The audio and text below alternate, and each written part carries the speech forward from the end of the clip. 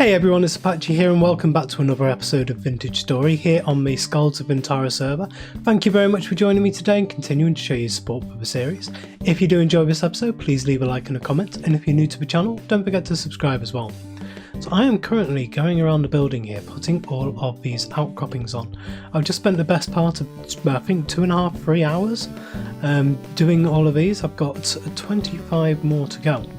And at the building, at the back of the building here, you can see on the mini-map, I have actually dug out quite a large trench back here, which goes all the way across here and into the base of what will be a brand new building here.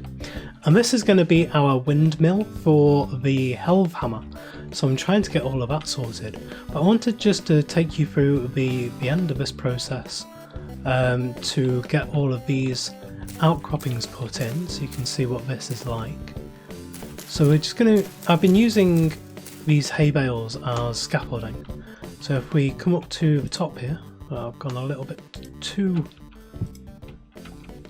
far to the centre to be able to get those, but we can just bounce our way up to the top and put these top ones in, one there and one there. We can come back down. We just got a couple more, so I think if we go this way, and I like using hay bales because it's essentially insta-break. So we have one there and one there. Did that? Yes, but I did place a second one. So cut that out. That's gone all the way down to the bottom. So if we cut all this back, unfortunately it's not like proper scaffolding, so it doesn't all break from the bottom, which would be nice if it did. And where did that one go? These are tiny, so I'm not sure if I got it. I believe both of those are the ones. Okay, and now we can go up on this side and put these last couple in. So we have one just there and one just there. And then we just got the back to go, but we need to turn these around, these little things. I'll show you exactly what I mean now. We come back inside here. This has been where I have been chiseling all of these out, and I've been playing around with some different ideas as well and designs, which I will show you in a minute. But if we come over to here, we can go 1, 2, 3, 4, and 5. Just put all of these across like that. And then these want to be rotated around twice each. Just like this. So that they can go onto the back of the building. And I've done it like this rather than doing them in place, just so that I can bounce around on the scaffolding, and it makes it a lot easier to put them in. So there we go, and now we can dig these up. It does take a while to actually break the chisel blocks, and no matter what material you use when you're chiseling, you have to pick it up with a pickaxe. I suppose it's a good way of actually protecting some wood. If you just turn it into a chisel block, then you can't easily pick it up with an axe anymore. So it might actually be good for reinforcing and protecting materials in that way. It also means that you can build with the thingy blocks, the gravity blocks. You see I have some shale sand in here and some chisel blocks. I think I did show this in one of my previous episodes, but I just want to kind of reiterate the point. If you place some shale sand down on this block, it will just drop down and create dust particles because it is a gravity block. However, if you right click it with a chisel, then it can be used in its full form just like that.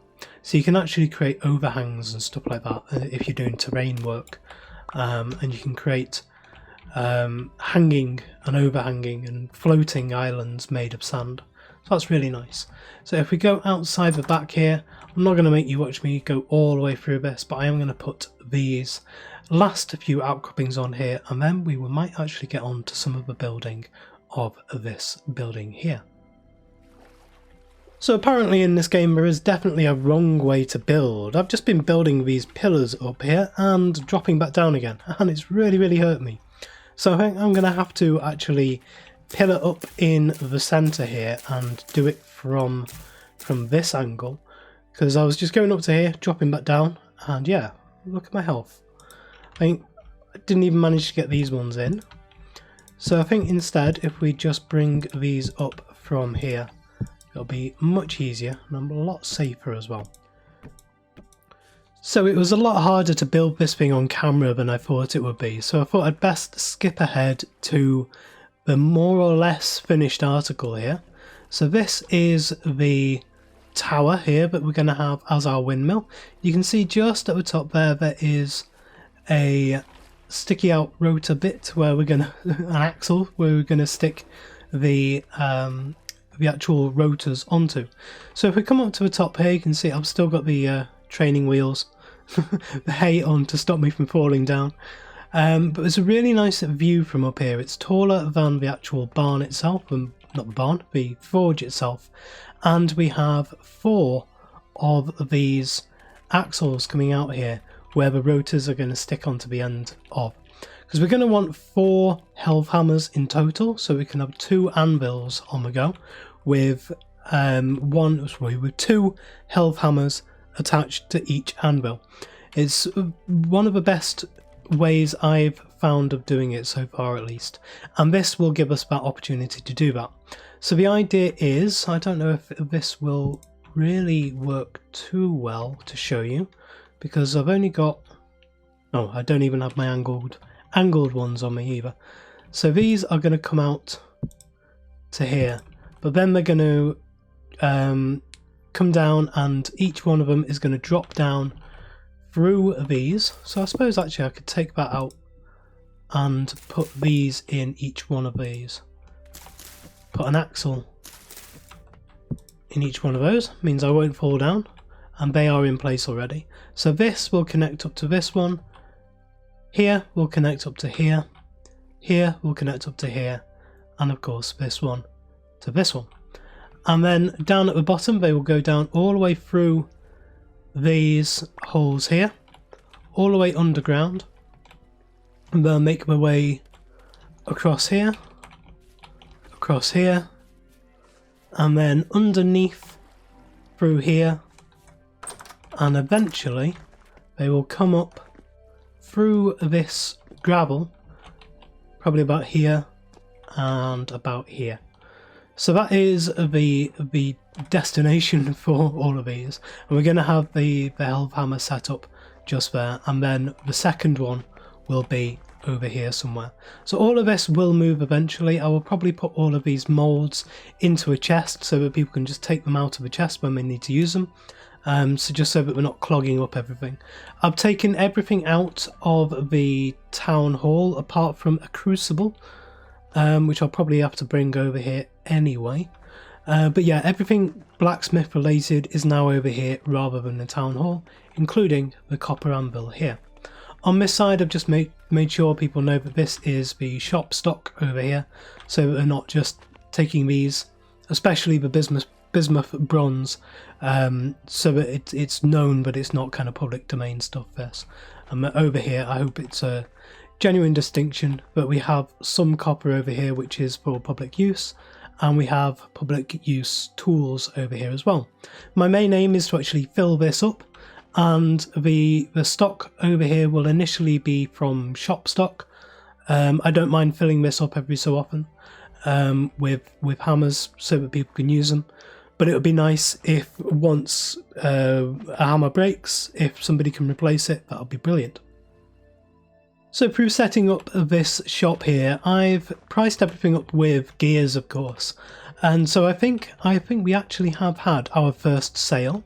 The copper scythes here, we have had 3 sales just there, and I think I'm going to pump a load of these back into the market here. You can see we've got 16 rusty gears here, and we're actually going to spend all of these today.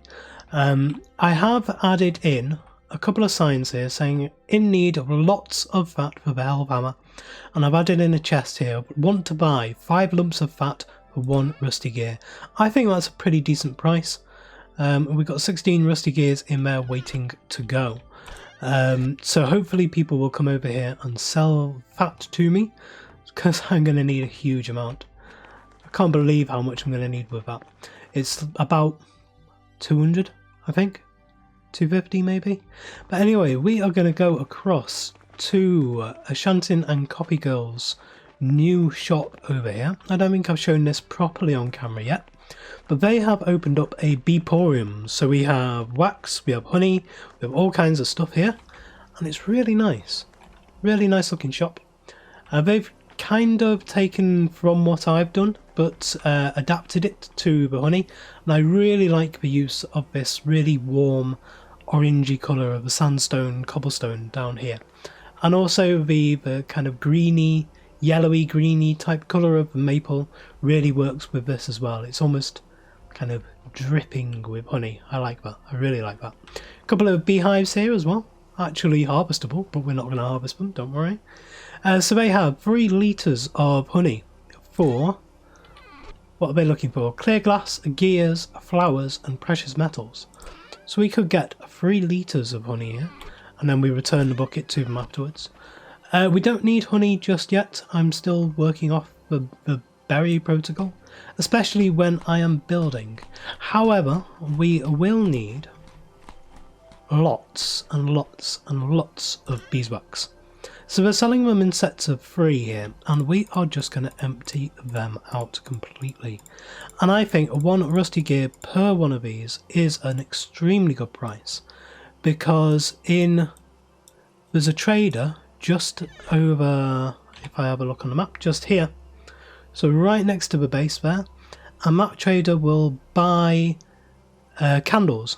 So if I turn all of these into candles, I will get 1 rusty gear for 2 candles. So I've just given them 1 rusty gear for 1 candle. So yeah, they've got a very, very good deal from me there. With all of this, we are actually just going to turn this straight into candles. I don't need anything other than candles here, because I've been making up a lot of stock. And one of the things I've been making up is the plates. So I have a lot of molybdechalcus plates. So we're going to turn those into some lanterns with some glass, and we can put a bit more light into this place. I've used up some of the candles I had already, but I think I've only got 5 spare. Let's have a look at the shop stock. Yeah, so we've got 8 in there, and I think I've got 5 at the back, which I had made for myself. But making plates, yeah, there they are.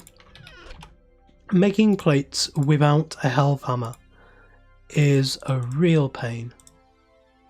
So I'll have 5 of those, and then 1, 2. How do you make this then? If that's not, that is glass.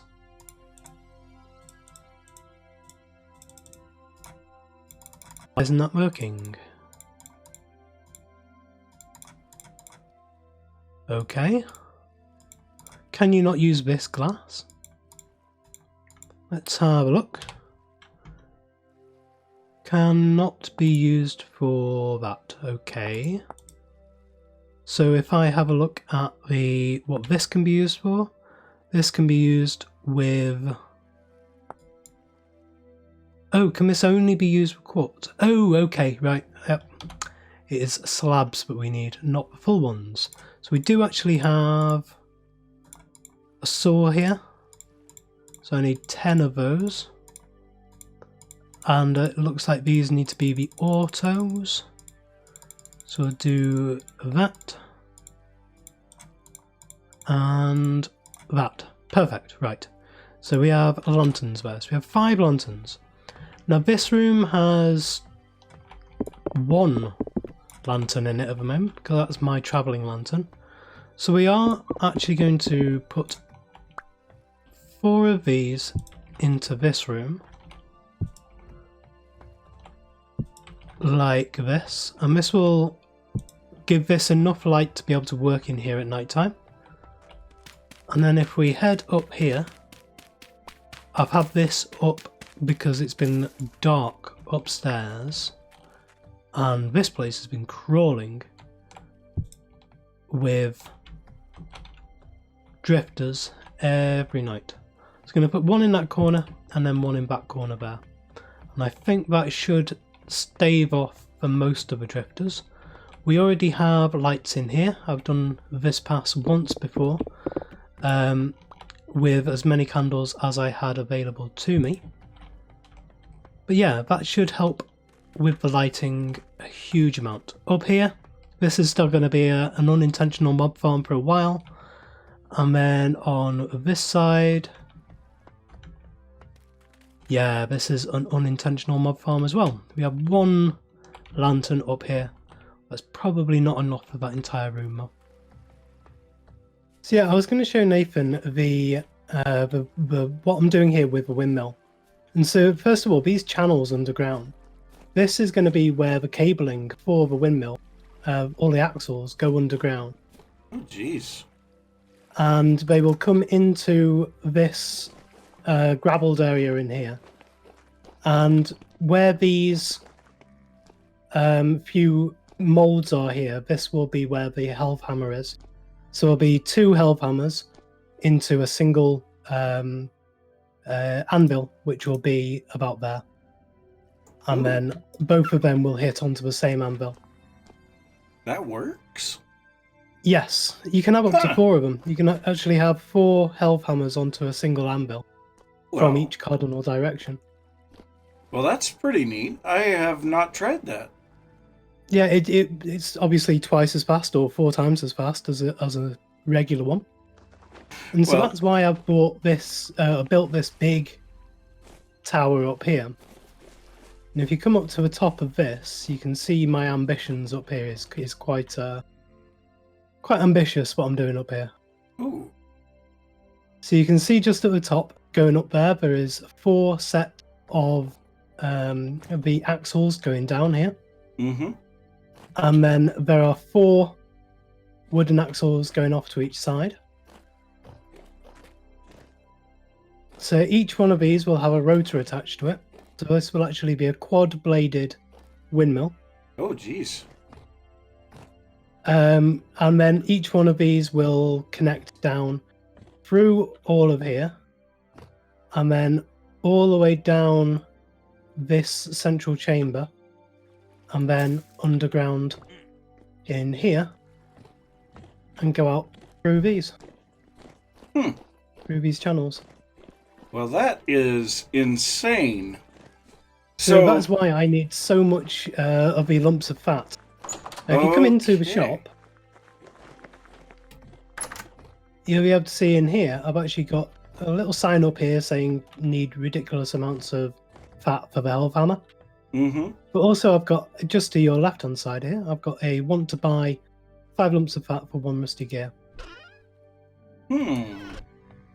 So I'm actually willing to pay for it also. Well, the other question becomes, you do have more scythes. So, yes, I do. I am in need of more of the scythes again. Yeah. My inventory is full of copper tool heads. What would you want in the way of... Would you still want to go with the 5-to-1? So 5 lumps of fat per copper scythe? Yeah, I would be perfectly happy to accept lumps of fat in here for anything in here, instead of rusty gears. And Okay. I mean, I'm trying to get as much as I possibly can at the moment. So well, let I'm me a bit low to quickly... reduce any prices. But if you're looking at a big bulk order, then I might be able to do some. Let me quickly dump my inventory, because I have been out in the savannah killing lots of hyenas. And so I actually have a goodly amount of what you are looking for. So let's just go ahead and dump all of this. Got lots and lots of get some food tools. while you're up there, 'cause I'm nearly starving. Yep, and there is some blueberry porridge in the storeroom. Wonderful. I think everything in here was about 80% spoiled last time I came in. Yep, and I found out that when the food spoils in the crocks, it actually disappears. So, Okay, so we don't get the rot from it. yeah, we want to, if we have stuff that is just about completely spoiled, we want to pull it out in bowls and let it finish spoiling in bowls to get the rot. Right, okay. Or just eat it up. Yeah. But I mean, there's so much food. I have actually slowed down on planting the fields because I've been getting way more food than I need. Yeah, I did see that. I have had a thought. You know, you've got a big limestone quarry underneath Mm-hmm. the fields there. Yep. You could turn that into a really, really big cellar. Well, the cellar is limited on how big it can be. I want to say it's 6 by 6 by 6. But have you seen some of the old style wine cellars? Yes. Where you have a gigantic space, but then it's segmented off into, well, usually into various different vintages or different, very great varieties. So you could do that. So you could have lots of little rooms underground there, full of the storage chests of various different the ingredients. Yeah, that would be an interesting idea. Well, if you come back over here to your shop... Oh, you're over there now. Yes. Okay. I just had to dump my inventory real quick. So I have gone ahead and grabbed a few things and dropped you off a couple of things. So I think that should make you kind of happy. So Okay. I bought some scythes and... oh, wonderful. So that should help things out a little. Now, Yes. I am currently looking for salt out in the limestone desert to the northeast. And so I have been killing a lot of hyenas. I've been eating a lot of cooked bushmeat. But I should be able to continue to get more and more of that animal fat from that. Because they typically brilliant. drop 1 fat per hyena. The other thing... I don't know. Ashanti commented on this. I have my Gambeson armor on, so yes, I have seen that. Yeah. So it looks like you're wearing a duvet. I guess I wouldn't have thought of that. But yeah, it works really good against hyenas though, because they are a tier 1 attack, and this is protection tier 2. So okay. It actually does pretty good against them. When they hit me, or when they bite me, I only lose 1 little bar on my health. So that works out really good. That is good. So yeah, so and I may have to have a look into this. Of course, being the blacksmith here, I'll eventually be making plate mail and suits of armor and stuff. But yep. Until then. Yeah, the Gambeson armor is really cheap to make, and actually, if you would like a set, I can make you a set really quickly. Okay. It's not like I am lacking on flax twine. Oh, actually, one thing I do need is more sail. All of that twine you gave me for the wood made just over half the number of sails that I need. Yes. So, yeah, I have 54 linen here. So, let's go ahead and give you Trying that. to remember how much I actually needed. It's you need 20 sails per windmill, and I need 4 sails, so I need 80 in total. And I have, I think, 44 at the moment. I don't remember how to make the sails now. It's less 4 linen. Yeah, less linen than I had and more sticks. Okay, so you have 40 and you need 80? Yeah, I need another 32 of them, I think, in total. So 8 stacks.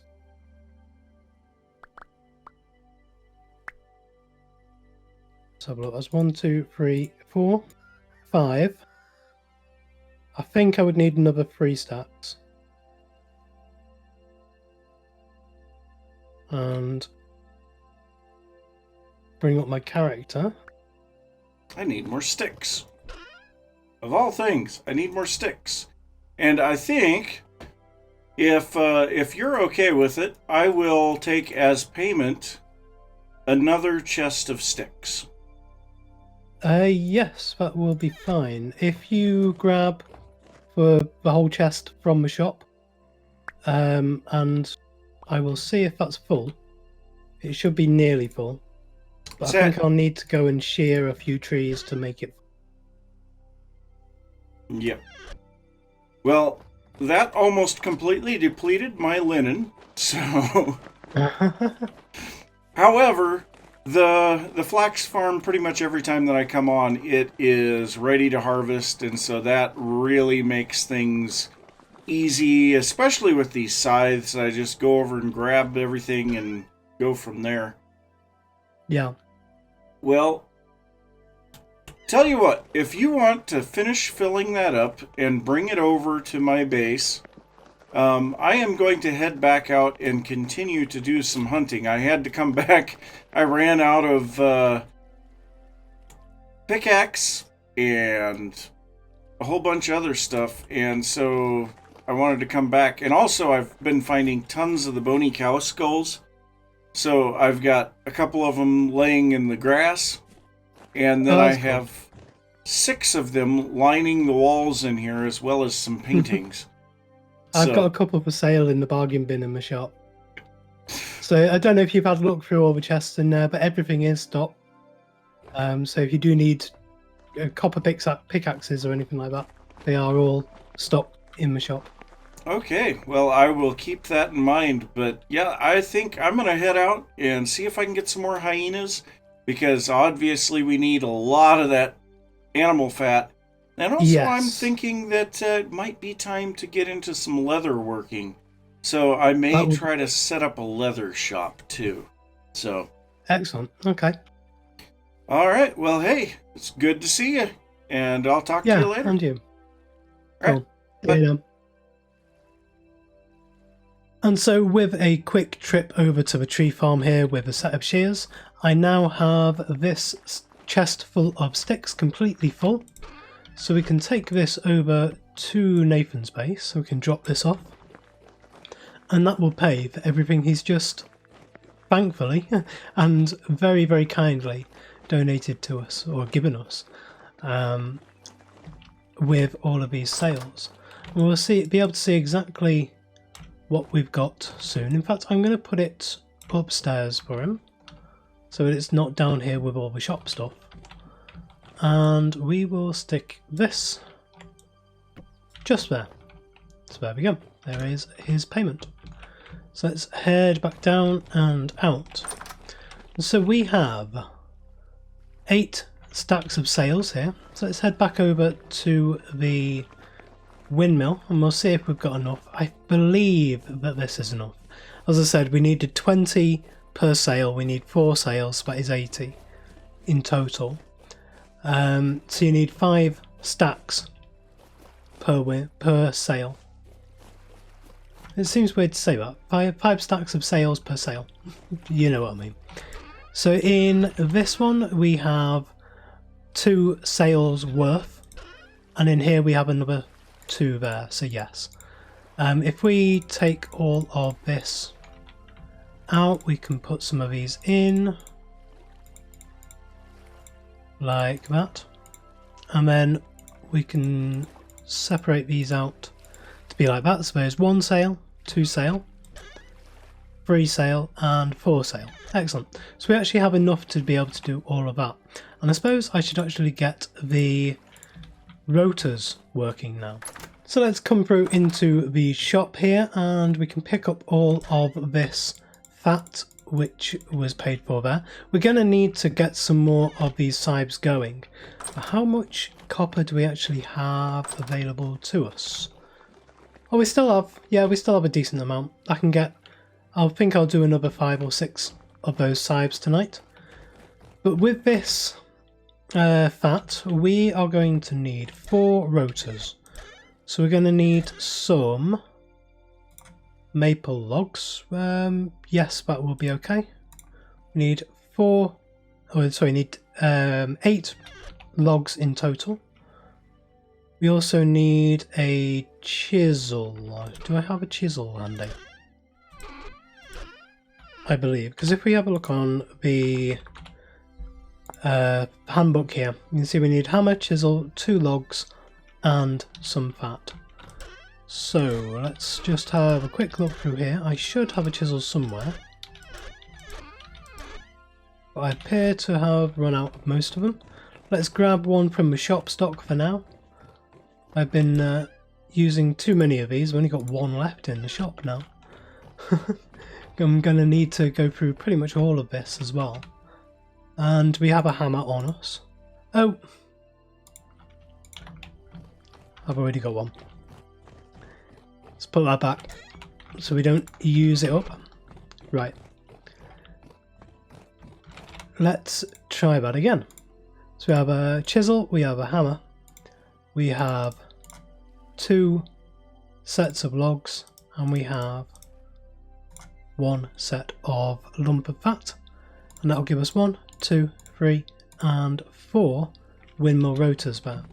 I'm going to need to go back and get some food, and when I get back you will see me put in the rotors and all of the sails onto this windmill. So instead of stack jumping up, I thought I would fix these from the top of the tower here and actually chop a way out and scaffold out from here. So let's do, I suppose, this one out here first. So if we take out, that should be able to be enough. And I think we might be able to just get away with that bit,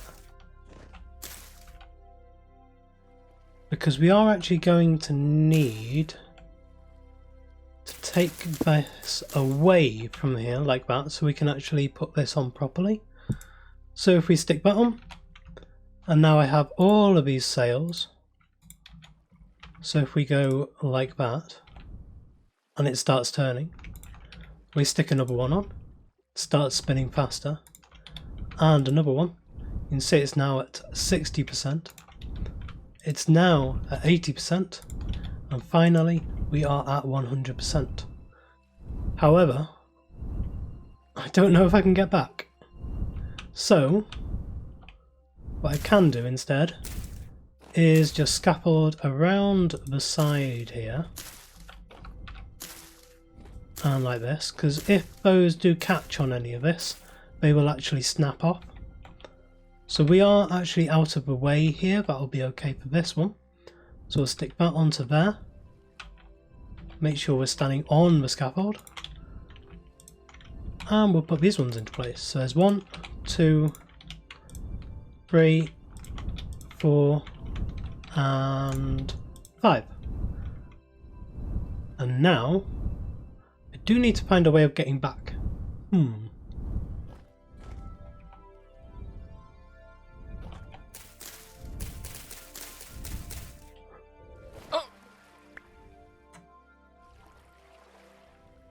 Well, that was a way. Didn't actually mean to fall down there, but I broke the block underneath me rather than the one just in front of me. So yeah, I've still got some scaffolding up there that needs to be fixed. But we'll head back up and we'll try again. I think being sensible with this, it's actually better just to stick this onto the side there, come back in, and then try and put these in from the outside, and yes we can. So that is the much simpler and much safer way of doing this.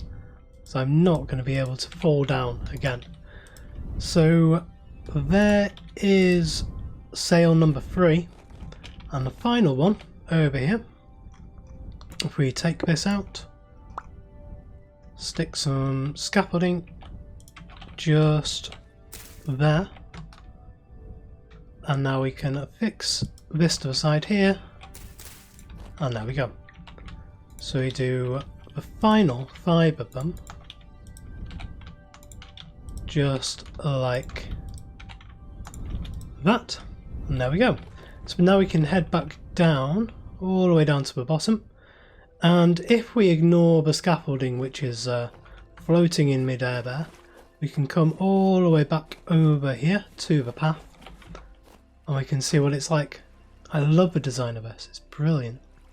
I love how it looks with the 4 different windmills going. And if we come all the way back down the path over to here, we'll be able to see there's a really nice view of it from in between these 2 buildings. So I'm actually going to go down just a little bit further so you can see it come into view. So from the town hall here, you go past the glass shop, and then as soon as you get to here, you can see it through that. And I love the fact you can see it through this balcony here. And so it's one of the first things you notice, and because it's animated as well, it's really, really nice. So you can see it there. And then if we come down through here, it's still fairly dominating on the landscape there. I may put a couple of little trees in just around the area just there, just to box it in just a little bit more, but it's okay, it's not too bad. And then if we come over to this side, I really like the fact that it's pretty much hidden by these trees here. So when you're looking at this building from head on, the windmill is almost completely gone. And then the last view I want to show you is up at Copygirl and Ashanton's base. So if we head up here, from here, it's definitely visible there. And then we head up further. Obviously all their bushes are obscuring the view there. But we head through to their rooms here. And there we go. And I think it adds such a huge amount to the landscape here. If we head up all the way onto the roof. I really like this vista from up here. This view of everything that's been going on. So we have the building there, which is nicely visible through the tree line, and then we have the big windmill, quad-bladed windmill, sticking up from in the forest, and I really like that. But I think that is everything I've got time for today. I'm going to keep working on this and try and get some of the pipe work ready and going into the forge area there. There's a lot of technical stuff that needs to be done there, and it's really annoying to do on camera, so it'll be much easier to do between episodes. So yeah, thank you very much for joining me today. I look like a quilt. I look really silly. But if you did enjoy this episode, please leave a like, comment and subscribe on the video and to the channel, and I will see you next time.